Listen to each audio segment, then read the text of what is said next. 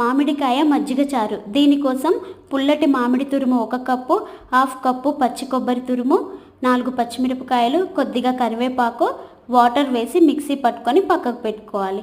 ఇప్పుడు ఒక బౌల్లోకి 1/2 లీటర్ పెరుగు తీసుకొని ఉండలు లేకుండా బాగా కలుపుకోవాలి. దీంట్లోకి రుచికి సరిపడా ఉప్పు, కొద్దిగా వాటర్ వేసి బాగా కలుపుకోవాలి. దీంట్లోకి మిక్సీ పట్టి పెట్టుకున్న మామిడి తురుము మిశ్రమాన్ని వేసి మరొకసారి బాగా కలుపుకోవాలి. తర్వాత 1/2 టేబుల్ స్పూన్ జీలకర్ర పౌడర్ కూడా వేసి మరొకసారి కలుపుకోవాలి.